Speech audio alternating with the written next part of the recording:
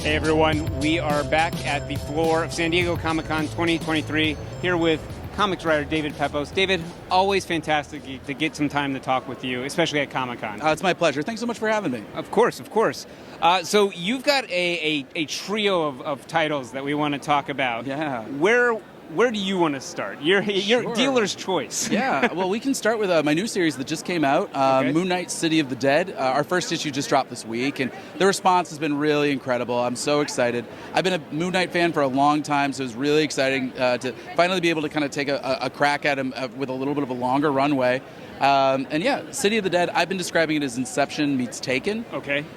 It's about a young runaway who's been attacked outside of the Midnight Mission, and while Mark is able to save his life, the kid is basically on death's door. He's on life support, there's no brain activity, but Mark says as long as there's still a spark of life left in him, he remains a traveler of the night, and that means he's under his protection. Okay. So Mark detaches his soul and journeys to the City of the Dead to try to rescue this kid. Oh, wow. And we no joke, literally just had someone come up to the table, tell you how much they love this book. It was kind of So you're obviously getting a good reader response. Do you feel like there are more audience members or readers primed for a title like this, given the Disney Plus series? Absolutely, and it's, one of the objectives that I had when I was putting this series together was we have the diehard Moon Knight fans, and I love them, but there's also new fans coming in from the Disney Plus show. So one of the cool things about City of the Dead is also it introduces Layla Al-Fawli as the all-new Scarlet Scarab. She made her Marvel Comics debut in Moon Knight 25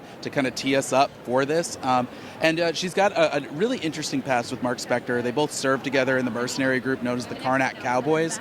And you'll see in Moon Knight 25 as well as City of the Dead #1 why we haven't seen Layla in a while. But she's got some unfinished business with Mark. And vice versa, and it's really cool to kind of see them bouncing off each other and playing off each other. I look to a lot of cool dynamics like Neo and Trinity, Mr. and Mrs. Smith, just some really fun, even the Mummy. And so we're really kind of playing with some really cool influences on this book. And yeah, for me, it's always about how do we build a bigger table? How do we invite even more readers to break bread with us? And City of the Dead, so far the response, everyone's saying, it's like Jed McKay's run mixed with the Disney Plus show, and that is exactly what I was gunning for. Excellent, excellent. Well, you also have some other big news in the Marvel Universe. What can you share with us about that? We just announced my new series, The Punisher. I'm taking over that book starting in November with artist Dave Wachter. And boy, I couldn't be more excited. We're introducing an all-new Punisher to the Marvel Universe. And the way that we've been describing it is Joe Garrison, he's a former S.H.I.E.L.D. Wetworks agent who had retired for the Call of Family. Unfortunately, somebody blew up his house with his family still in it. And so with the authorities thinking that Joe did this, he's on the run and he's trying to figure out who set him up. The way I've described this series, it's like John Wick meets The Fugitive. Okay. And so it's a really fun, we're starting with an origin story, and I know there are so many fans with so many questions, and it's so cool to see how passionate and caring the fan base is. And I assure you, we're going to be tackling many of those questions in the series.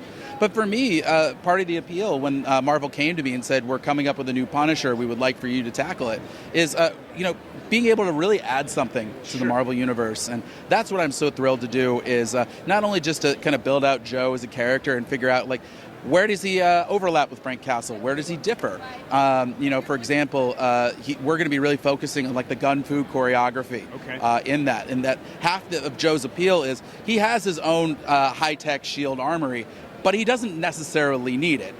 Whatever the opportunities the environment presents to him, he's going to use, he's going to improvise in a really cool way. When I say John Wick, I really mean like John Wick.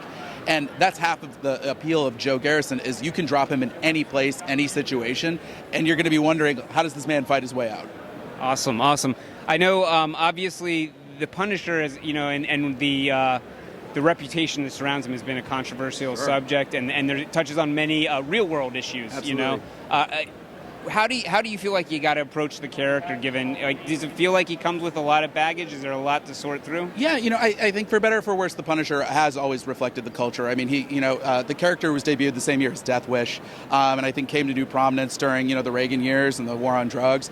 And so that's absolutely something that we took into consideration when we were launching this character. And so my goal for Joe is really he's somebody who he fights for the innocent and avenges the ones that have been lost along the way. My goal is for this Punisher to always punch up. Really to eventually become the people's Punisher. If the law can't help you, sure, maybe this guy can. And that really speaks to something that Jerry Conway said about the character in the first place, was that the Punisher can be kind of a stinging indictment of society and, what happens to the people who fall in between the cracks. And that's something that I've been really trying to be cognizant of during this series. And of course, the Punisher as a character, like, I know that it's very politically charged. And for me, what me and Dave Wachter have been really working on is how do we kind of maintain the things, the action, the grittiness, the attitude that made the Punisher so enduring, and how do we do it in sort of a slightly different direction? And so having Joe as this sort of former S.H.I.E.L.D. Wetworks guy, having kind of the S.H.I.E.L.D. arsenal, we're able to really kind of have our cake and eat it too. And so it's been really exciting. Dave's pages have been fantastic.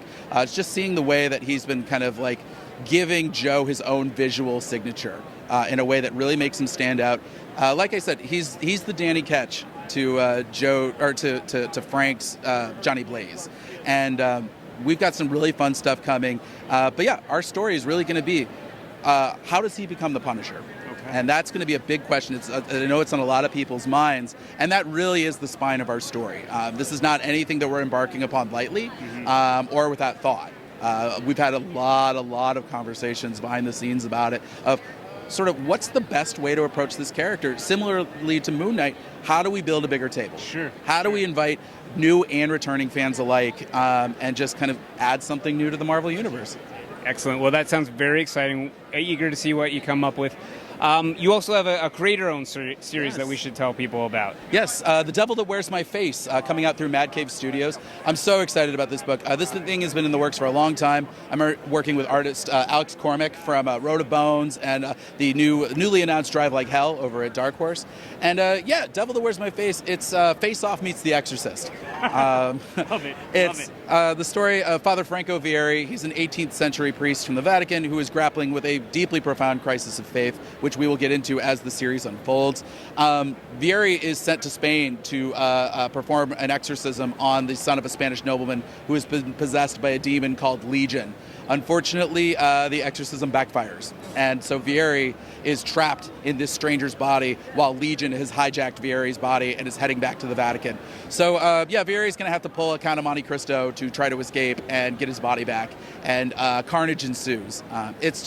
I'm so excited about this book. We've been working on this almost as long as my first Marvel title, Savage Avengers. So it's been in the works for ages, but Alex is delivering some of the work of his career. Every page looks fantastic.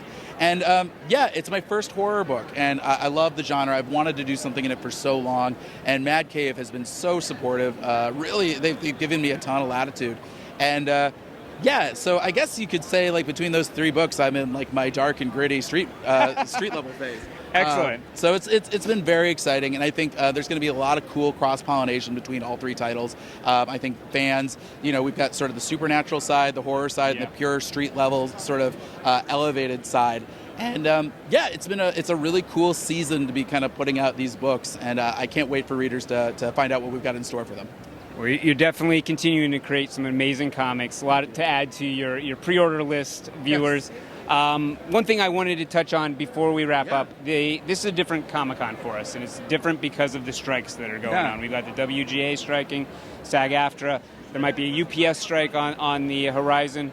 So we just wanted to make sure that we were taking some time to let people speak to how that has changed the con, if at all, and if there's anything you want to say in regards to the strike, so that people that love comics know why it's important. Yeah, absolutely. I mean, the Screen Actors Guild and the Writers Guild, they are striking for a reason, and it's for a very good reason. I'm not a member of the Writers Guild, but I am fully support with everything they're doing. I think the issues that they're discussing are existential to writers everywhere, whether or not they are represented by the Guild, including me as a comics writer.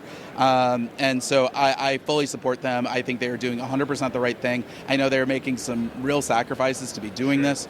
As far as the con itself, for me, it's really been the tempo and pacing of this show.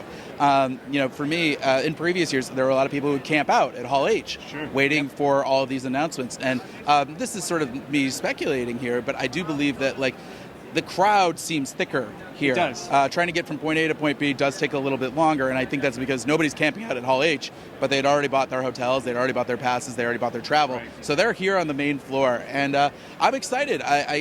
We hope to introduce them to some fun books and hopefully make it worth their while. Excellent. Well, this is the day. It's Saturday. I wish you well with the day ahead, and thank you so much for talking with us today, David. Oh, it's my pleasure. Thanks so much for having me. Excellent. And viewers, you can find more interviews like this one and San Diego Comic-Con coverage at fanbasepress.com.